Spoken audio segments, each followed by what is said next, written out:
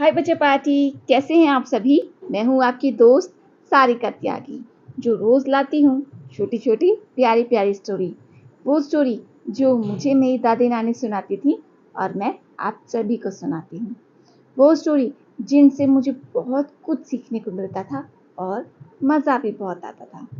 आज भी मैं एक नई स्टोरी आप सभी के लिए लेकर आई हूँ। और हाँ, आज स्टोरी सुनाने से पहले मेरी एक रिक्वेस्ट है। आप सभी वीडियोस देखते हैं, स्टोरी सुनते हैं, पर आप में से बहुत से लोग उसे लाइक करना भूल जाते हैं। जो लाइक करते हैं उनको बहुत बहुत थैंक यू। पर प्लीज़ जो और लोग हैं जो वीडियोस देखते हैं और लाइक करना भूल जाते हैं, प्लीज़ लाइक ज़रूर किया कीजिए। उससे मुझे मोटिवेशन मिलती रहती है और मैं आगे से आगे काम और वीडियो करने में सक्षम रहती हूँ। प्लीज़ इस रिक्वेस्ट को ज़रूर मानिए। आते हैं हम अपनी स्टोरी की तरफ। बसंत ऋतु में जंगल के बीचों बीच लगा गुलाब का पौधा अपने फूलों की सुंदरता पर इतला रहा था। पास ही लगे चीड़ के कुछ पेड़ आपस में बातें कर रहे थे। एक चीड़ के पेड़ ने गुलाब को देखकर कहा, गुलाब के फूल कितने सुंदर होते हैं। मुझे मलाल है कि मैं इनके जैसा सुंदर नहीं हूँ। मित्र, उदास होने की आवश्यकता नहीं है।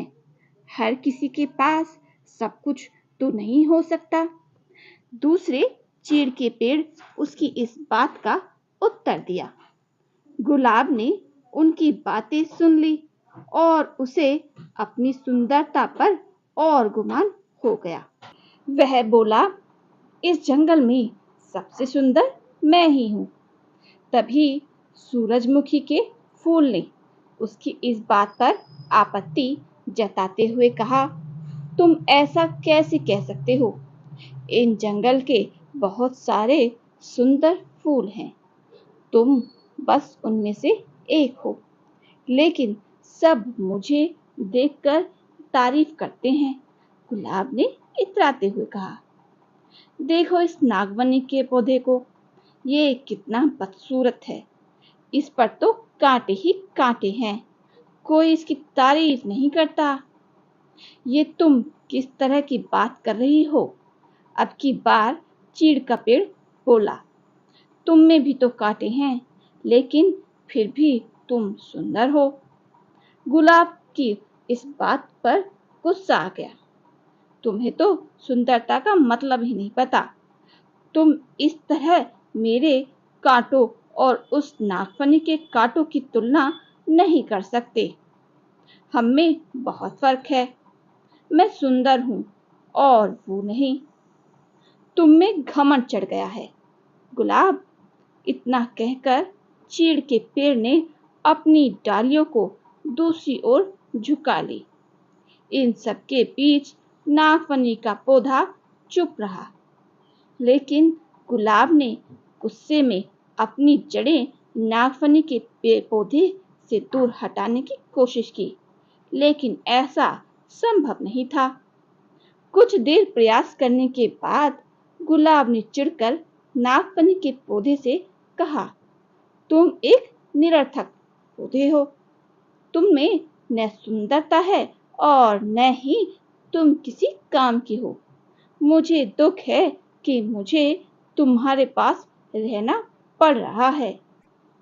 गुलाब की बात सुनकर नागफनी को दुख हुआ और वह बोला, भगवान ने किसी को भी निरर्थक जीवन नहीं दिया है। गुलाब ने उसकी बात अनसुनी कर दी। मौसम बदला और वसंत ऋतु चली गई। धूप की तपिश बढ़ने लगी और पेड़ पौधे मुरझाने लगे। गुलाब भी मुरझाने लगा। एक दिन गुलाब के पौधे ने देखा कि एक चिड़िया नागफनी के पौधे पर चोंच गड़ाए बैठी हुई है। कुछ देर बाद वह चिड़िया उड़ गई। वह चिड़िया काफी तरोताजा लग रही थी। गुलाब को ये बात समझ ही नहीं आई कि ये चिड़िया नागफनी के पौधे पर चोंच गड़ाकर क्यों बैठी थी, इसका क्या कार्य था। उसने चीड़ के पेड़ से पूछा, ये चिड़िया क्या कर रही थी। चीड़ के पेड़ ने कहा, ये चिड़िया नागफनी के पौधे से पानी ले रही है।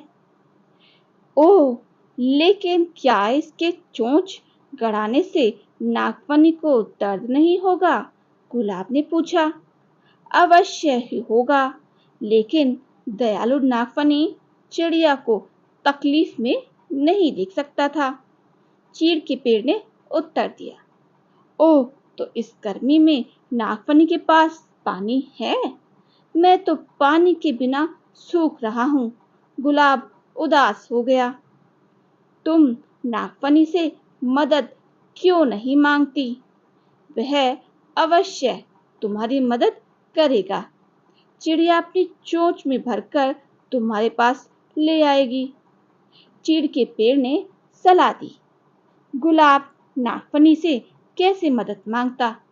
उसने तो अपनी सुंदरता के घमंड में उसे बहुत बुरा भला कहा था, लेकिन तेज धूप में अपना जीवन बचाने के लिए आखिरकार एक दिन उसने नागफनी से मदद मांग ही ली।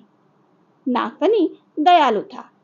वह मदद के लिए फौरन राजी हो गया। चिड़िया भी मदद को आगे आई। उसने नागफनी से पानी चूसा और अपनी चोंच में भरकर गुलाब के पौधे की जड़ों में डाल दिया। गुलाब का पौधा फिर से तरोताजा हो गया। गुलाब को समझ में आ गया था कि किसी को देखकर उसके बारे में राय नहीं बनानी चाहिए। उसने नागफनी से माफी मांग ली। तो बताइए बच्चा पार्टी, कैसी रही आज की स्टोरी? थी ना मजेदार? क्या पता चला हमें आज की स्टोरी से? हमें पता चला कि कैसे हम बाहरी खूबसूरती पे ज़्यादा ध्यान देते हैं, आंतरिक खूबसूरती पर ध्यान देना भूल जाते हैं, है ना? और मोस्टली यही करते हैं। गुलाब पसंद करते हैं और कांटे वाला कैक्टस कम ही पसंद करते हैं। और भी बहुत सी चीज़ें, जैसे कि हम इंसानों में ही देख लो, हम खूबसूरत चेहरे को जल्दी पसंद करते हैं। थोड़ा सा भी नुक्स हो तो दिख ही जाता है और मन में खटक ही जाता है। इससे अच्छा है कि हम उस इंसान की आंतरिक खूबसूरती पर ध्यान दें और अपनी भी आंतरिक खूबसूरती पर ध्यान देते रहें। तो इसी तरह अच्छी अच्छी प्यारी प्यारी स्टोरी सुनते रहिए और प्लीज़ वीडियोस को लाइक करते रहिए। कल फिर मिलेंगे ऐसे ही छोटी सी प्यारी सी स्टोरी के साथ। तब तक के लिए बाय बाय।